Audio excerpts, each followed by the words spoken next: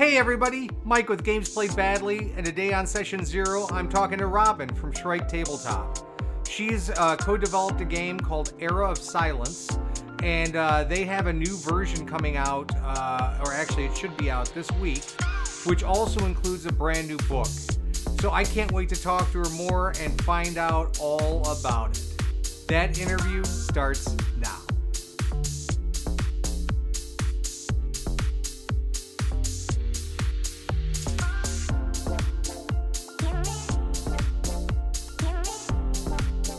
Hey Robin, how are you? Hey, I'm doing well. Very tired. So I hear you had mentioned that you had been up all night getting all this stuff ready. Yeah, for the last 2 weeks, I have been pretty thoroughly, nonstop developing the next edition of Era of Silence. Mm-hmm. And sorry, if I'm a little bit spacey. It's okay. Don't worry about it. This has been the hardest I think I've worked on the game since we first developed it. Mm-hmm. And first put out the first book, because this one has an entirely new book, which I, for the most part, wrote myself, and we're a 2-person team, so Yeah, that was cool.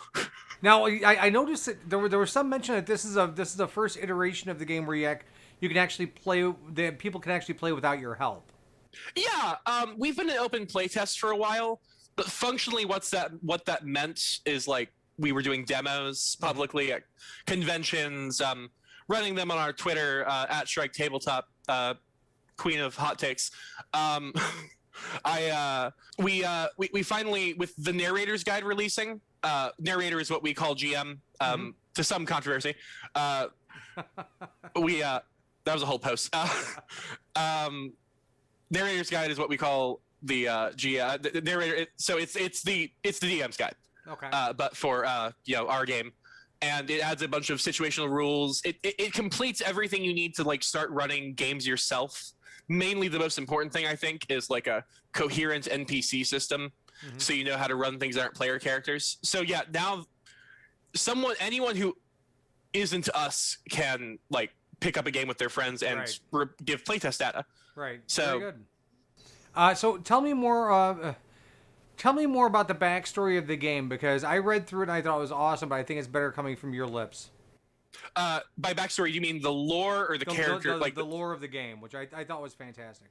Yes. So Era of Silence did not start.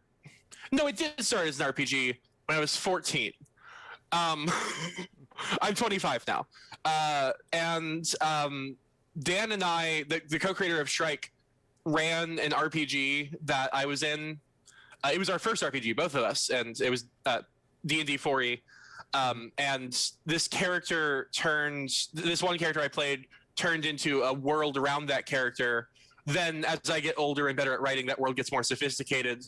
And in 2018, I'm it's kind of a steampunk setting. I'm over that. And I think, what if chemipunk, alchemy heavy, future fantasy. So I kind of re-emphasize, and I guess I re-emphasize a couple world events. And so now basically what it is, it's a world called Vian that 1,000 years ago was abandoned by its gods, but the mortal species are surviving. This global theocracy collapsed, but the peoples are, they band together, people stick together. And eventually another empire rises up. This empire harnesses alchemy as a science. And this scientific alchemy, health potions. The entire setting is kind of built around what could a health potion do to an army? If you could mass produce health potion, military casualties just go down. This army is unstoppable. They sweep the continent. They take the entire place.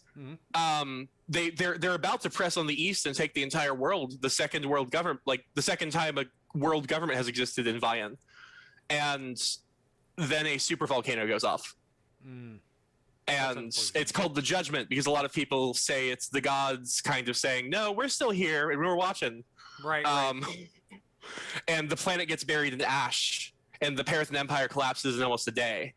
The Parathan Empire is the one I'm referring to, the Second Empire. After 400 years, civilization kind of rebuilds. thanks to the technology of the Parathon harness, they've kind of refined it, made it more future-y, and people exist mostly in like condensed, environmentally shielded city states, but there's a lot of like external settlements. People are living with like rebreathers, to go out and breathe basic air, but life is livable. And I mean, the point of the game, we think, is like life is livable together. It's not, we don't want to ever come off as grim dark. It's a grim situation, but like you can overcome, and there is hope in technology and the people around you. Very good. That sounds like a lot of fun. Yeah, thank you. How have the playtest gone so far? Well, we've been playtesting since late 2019. Slowed down a little bit because of gestures. But yeah, in late 2019 we start. At first it goes a little bit rocky. We have a couple. No game survives its first playtest because you have to, change so much. But it stabilizes and it starts getting really positive. Once we start like showing it to people like in the open playtests, like outside of our like little social circle, we start getting some really good feedback. And generally, I'd say if you enjoy traditional style games like D&D, Call of Cthulhu, Savage Worlds, there's something you're going to like here. We think we do it a little bit more sophisticatedly with our dice mechanics and a couple other like ways we handle things without ever sacrificing playability. Yeah, you were the dice mechanic stuff was very interesting to me because why don't you explain it? I think you probably explain it better than I can. Well, honestly, my co-creator Dan could explain it even better, but he's off being an adult with a 9-to-5. Yeah. So, he created and then pitched to me at midnight, like insane, just like back and forth that we just kind of have. We've known each other since we were 12, and he was just pitching this system to me that was like, what if different characters were good at the same thing in different situations? Say like a teacher, a college professor and a kindergarten teacher are both good at teaching, but they're not good at teaching in the same way. And we were working on a dice mechanic that's basically, we call it Thorn. It's non-linear in that you want to roll low. That's the big thing. And it seems a little bit weird. It scans for a lot of gamers, but once you get used to it, it makes sense to everyone. And with a mix of variable dice type based on your like attributes and variable amount of dice you're rolling based on your skill level, it creates situations where with a variable target number, no one character is ever the best at anything at 100% of the time. Right. Well, that's great from the role play aspect too when you think about it. Like, there's no pigeonholing of there's a sneaky guy and there's a, this type of person, there's this type of person. Everyone's valuable in their own way. Yeah, and like there's still like archetypal stuff, but like there like you build character creation is modular.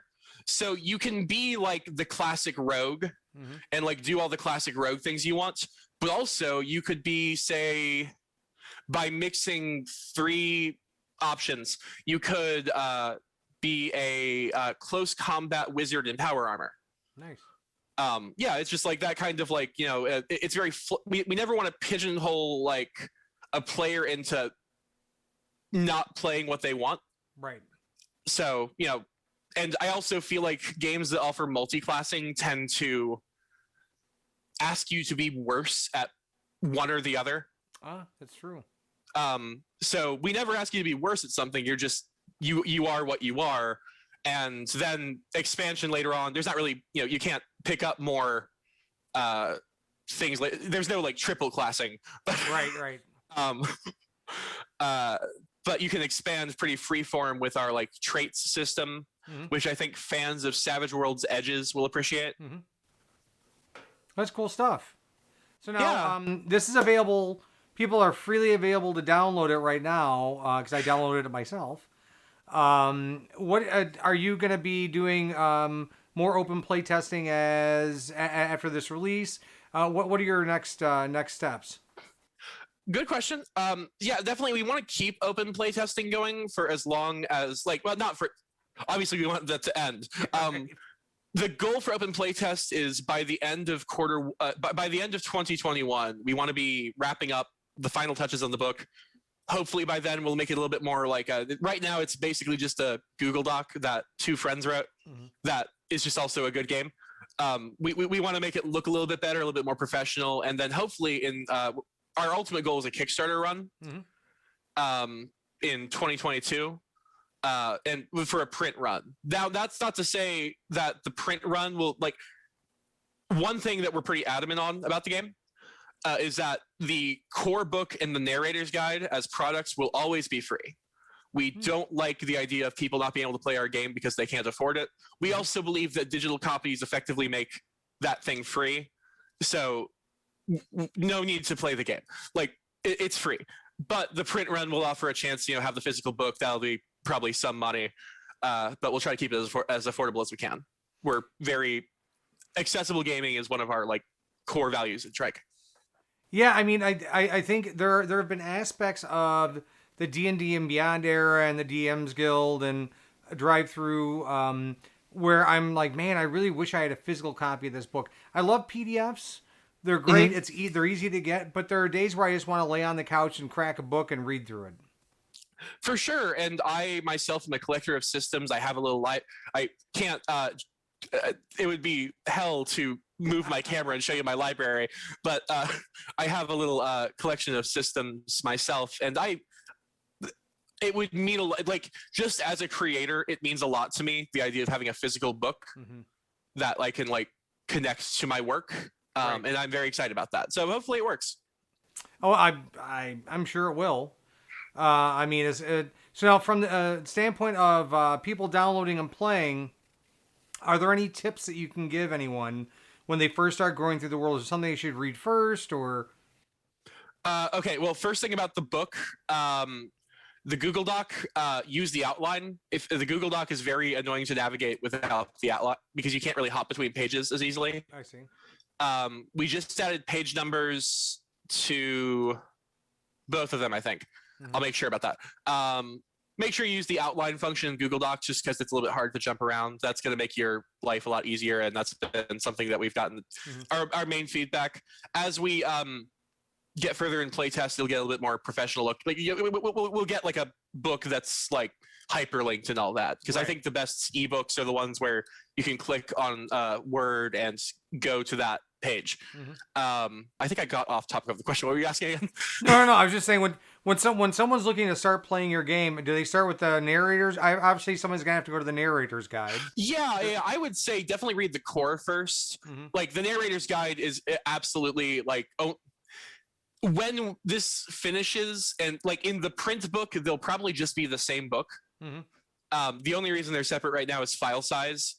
And we have some pretty art for both, but the narrator's guide is definitely meant for the narrator. Anyone can read it. I think on our website we joke, like, for narrators only, but there's nothing secret in there. I don't put spoilers in, like, mainline material. So, and there will be spoilers. There is a main story planned, and we will get to it. Well, so everyone should start with the core book. Work their way to the narrators. Yeah. Okay. Just because the narrators only really builds upon the core book, and the fundamental terminology that we use is all defined in the core book. Okay. Both are free. Both are accessible right now. The narrator's guide, however, does add, and when the narrator of the game gets to it, an NPC system, situational rules, which are like, rules just like chases and stuff that don't really need to be in, like, the main game because they're not the core of what we intend. But then also, like, optional rules, which are game rules that I like, but I think modify the experience in a way that isn't fundamental. Right. And so, you can opt in or opt out, like a morale system I made, which I think makes it a little bit more wargamey. But I can see that. Our combat is also known for being rather quick for tactical combat. So I really tried to not sabotage that. The goal of a EOS combat is you're done in 30 minutes or something's probably gone wrong. Yeah. So, which is like for tactical, for the amount of freedom we offer is pretty quick. I know there's some systems that clock faster, but I would argue those systems tend to be push a button or so freeform that we're not talking about the same thing. Right. Yeah. Now, if people decide that they want to play and they start playing, is there some way for them to give feedback to you? For right now, we have an itch. Our itch page, even if you don't worry about downloading it through the itch if you prefer the Google Doc. I prefer the Google Doc. But if you want to stop by our itch, it's itch.io/Shrike Tabletop, I think. It's 0.6. Just drop a comment. Let me know what you think. There's always something I'm sure we could work on as well. I'm on Twitter, and I'm very on Twitter. And that's how I met our good friend Mike here. If you like DM me or tweet at me, I'll see it. So, well, I'm going to have links down below for everything, including all the source books and their itch, so that way you guys can get in contact with each other. You know, I think our TTRPG and TTRPG Solidarity folks will eat this up, I hope. I know I'm going to try it. Oh, I appreciate it. Yeah, and let me know what you think. I'm always available. I'm about to actually be a player in an Era of Silence game, which is surreal. Because this is something I've worked on for so long, and stepping away and like not being the author, right? You know, and that's the experiment with this being a tabletop role-playing game. Is like, you know, I want to empower other people to tell stories with the world I've built.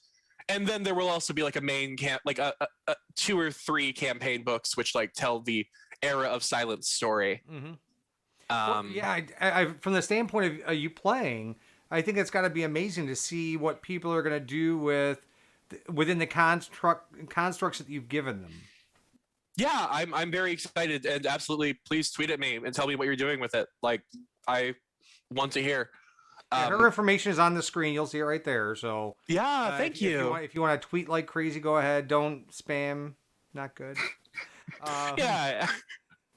And I will have links below to all the source books, the core book, and the narrator's book. I have to move that into my head because I want to say DM's guide, but it's a narrator's book. That's fine. We had a whole conversation about it. Yeah. Sorry. No, and I've read through it. I'm actually rather intrigued, so I'm gonna plow through it in the next week or so and see what I can. Maybe I'll pull off a little adventure myself. I don't know. Absolutely, I'd be so excited to see that. Absolutely. Well, Robin, it was awesome to talk to you. Please let me know if there's anything you need. I'm more than willing to help out in any way that I can, which is physically possible. I appreciate it so much. This has been lovely. I love your little show. This is I love your background, by the way. I don't think I actually commented on like your setup. I like your. Thank you. Is that like the electricity thing? What's that called? It's called a lumen glass. That's so cool. My husband and I got it. He actually got it for me for Christmas in 1996. And that was because the whole Borg thing for Star Trek, they had that thing behind their head. That was what those were. And so he found one and paid an exorbitant amount of money for it, and it sits down in the basement now.